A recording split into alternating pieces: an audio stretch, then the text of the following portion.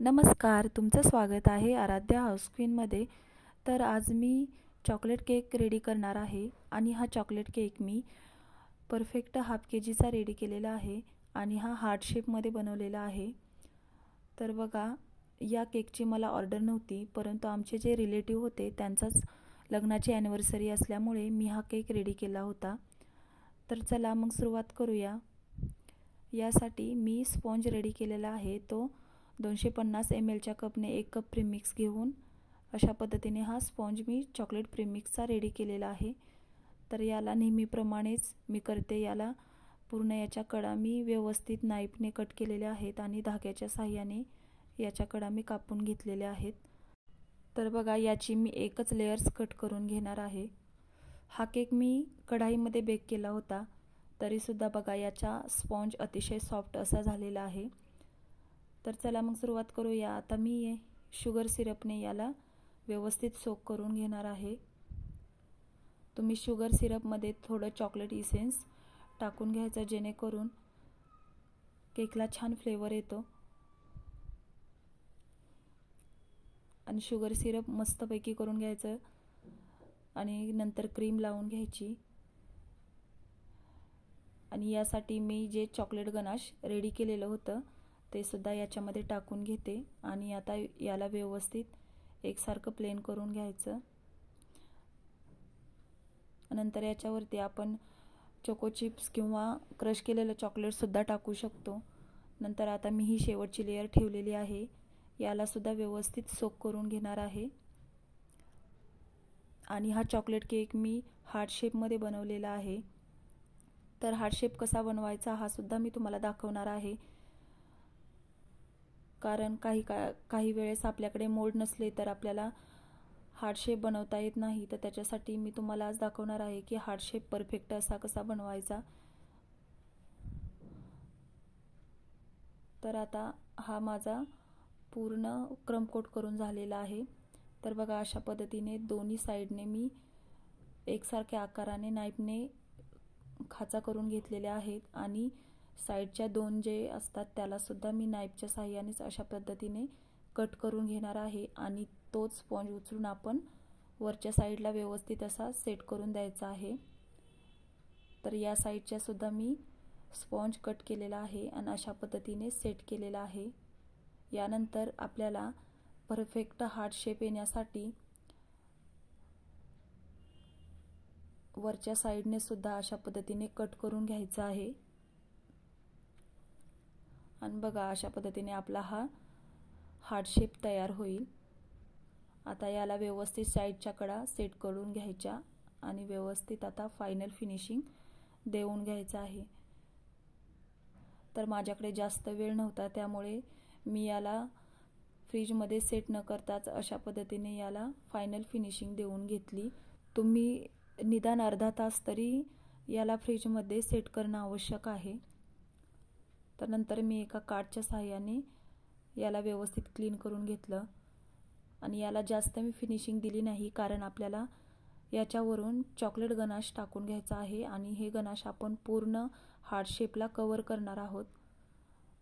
तर बघा, हे मी जे गनाश रेडी केलं होतं ते पूर्ण साईडने टाकून अशा पद्धतीने कवर करून घेतलेला आहे आणि हा केक आपल्याला पूर्ण गनाशमध्येच कवर करून घ्यायचा आहे.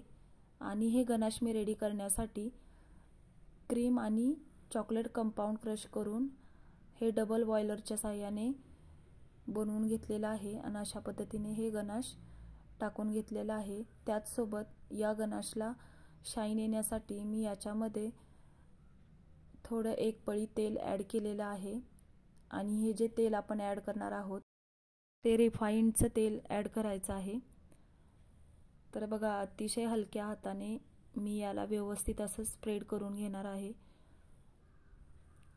नंतर मी एका पायपिंग बॅगमध्ये हे गनाश टाकून घेतलं आणि अशा पद्धतीने साईडने सुद्धा याला व्यवस्थित असं कवर करून घेतलेलं आहे. आणि ज्यावेळेस आपण गनाश टाकतो आणि अशा पद्धतीने याला व्यवस्थित प्लेन करून घेतो, त्यावेळेस जो नाईफ आहे तो थोडा गरम पाण्यामध्ये थोडा डीप करून घ्यायचा, जेणेकरून चॉकलेट गनाश हे आपल्या नाईफला लागत नाही. तर बघा, अशा पद्धतीने माझं व्यवस्थित गणाश टाकून झालेला आहे आणि माझा केक पूर्णपणे मी कवर करून घेतलेला आहे आणि याच्या पूर्ण साईडच्या कडा मी व्यवस्थित एका कपड्याने पुसून घेतलेला आहे। आता बघा मी रेड कलर बनवण्यासाठी जेल कलर घेतलेला आहे, रेड जेल कलर, आणि तो थोड्याशा क्रीम मध्ये टाकून अशा पद्धतीने आपण डार्क क्रीम सुद्धा बनवू शकतो। आता मी काही रोजेस बनवून ठेवले होते आधीच, ते मी रोजेस याच्यावरती सेट करून घेणार आहे। त्याआधी आपण थोडीशी क्रीम केकला लावून घ्यायची आणि हे रोज सेट करून घ्यायचे, जेणेकरून आपले रोज खाली निसटणार नाहीत किंवा पडणार नाहीत। तर मी हे 5 रोजेस तयार केले होते। तर तुम्हाला माझा हा व्हिडिओ थोडा जरी यूजफुल वाटत असेल तरी माझ्या चॅनलला एक लाईक नक्की करा। आणि नंतर मी त्याच क्रीमने अशा पद्धतीने छोटे छोटे मोत्यांच्या आकाराचे हे डॉट्स देऊन घेत आहे। मी याला जास्त असं डेकोरेशन करणार नाही, हा केक सिंपल मध्ये छान दिसतो।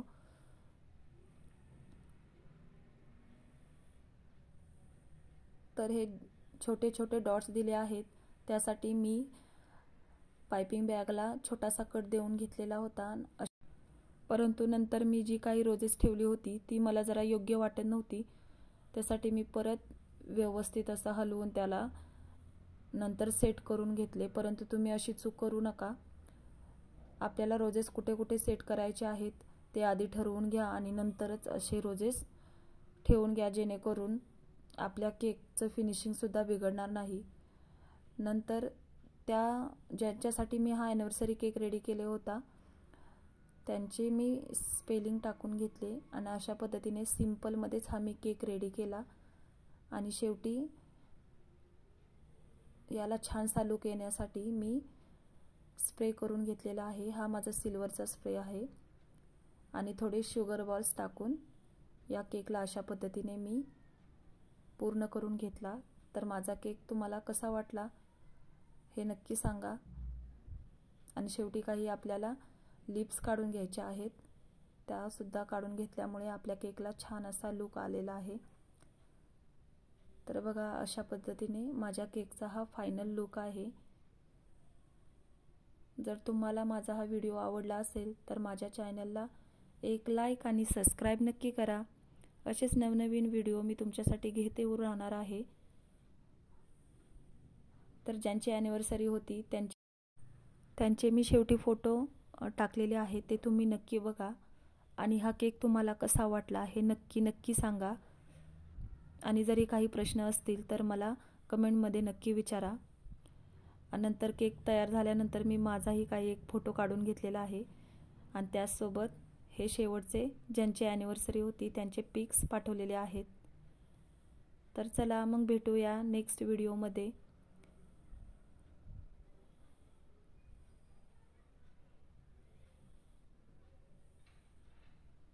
Thanks for watching.